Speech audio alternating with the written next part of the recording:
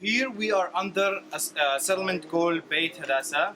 Okay, actually this is Beit Hadassah, and also that it's covered.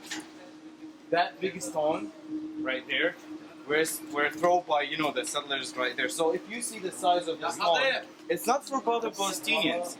The goal for it is to kill Palestinians, and you can see how the size for it. Okay, so and also this bridge here, you can come and see from here, is to connect the Israeli settlement right here to the military, tower right there. But also, settlers, they are entering to the other part to throw stones to the other street, to the other street right there.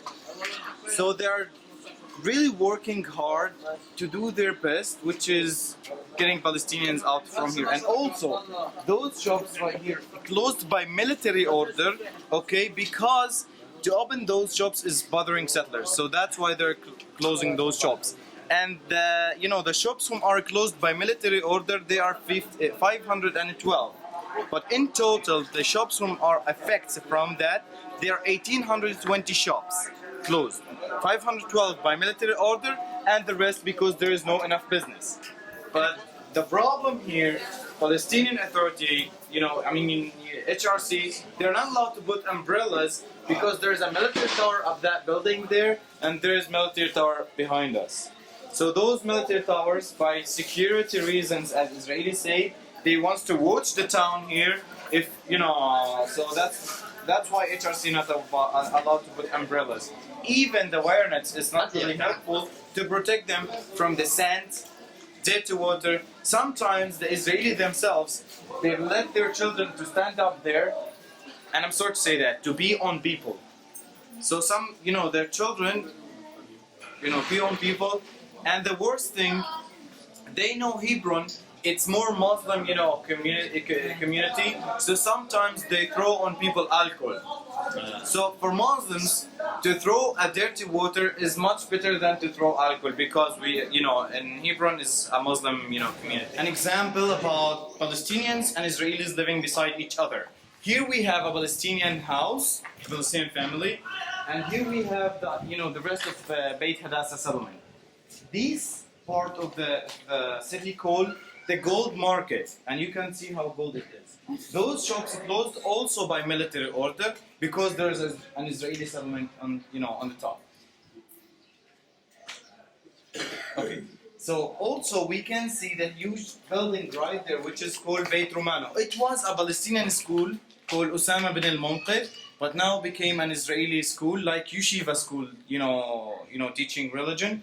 And there's 200, Israeli students there. In total, there's four Israeli settlements. Okay, we visit, one, and there's the second, the third in the old city, and the fourth, which is in Bab al-Zawiya. Okay, so those four Israeli settlements, there's 420 Israeli settlers. Okay, 200 of them, they are students, protecting by 1,500 Israeli soldiers. Okay.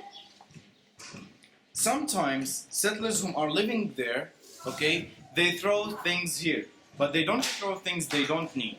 They throw things they need because they want to tell the soldiers that we have lost something here. So then soldiers coming to get the things. But the problem is when they came down. For example, if they throw a ball, they say we threw 3 balls.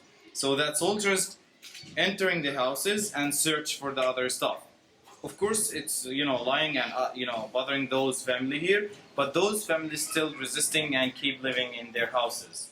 Okay.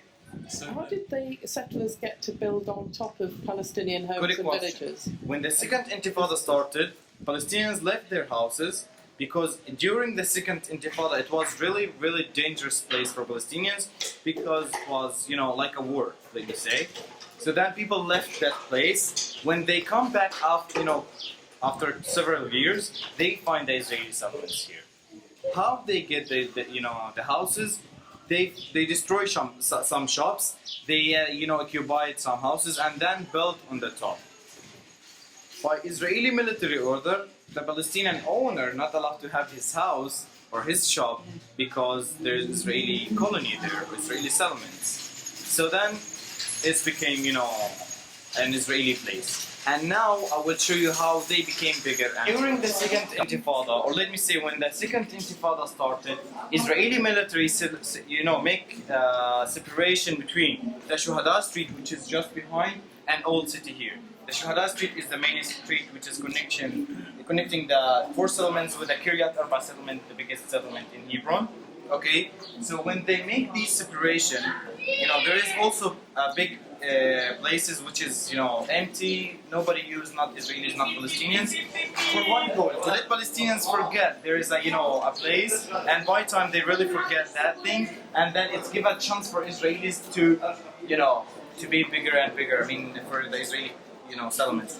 That's how they built the Israeli colonies. So behind that gate there is a big place. I will let you see it now when we are going to the right. So me as a Palestinian, if it's for me, by time I will forget it because I don't use it, I don't visit because I'm not allowed. So then it's give a chance for Israelis to be bigger and bigger. Okay? So according to the Israeli law, okay, if I am a Palestinian, Muslim, and Christian or atheist or whatever, just have the green ID, I'm not allowed to be in there. Okay?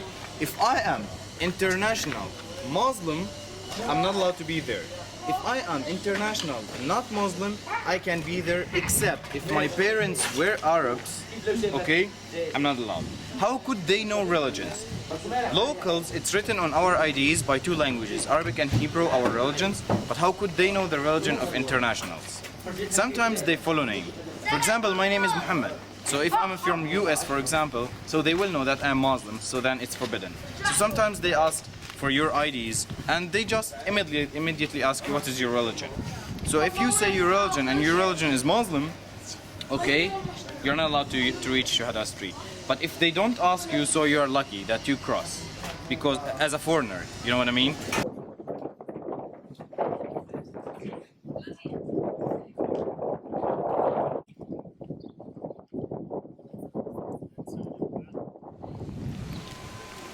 Okay, so I just left the group in Shuhada Street because I'm not allowed to reach. Because my fault is I was born as a Palestinian.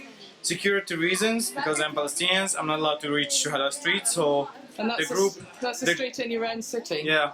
So yeah, so you came from abroad to visit Shuhada Street, which is just, 50 meters from my house, and I'm not allowed to visit there because I am Palestinian.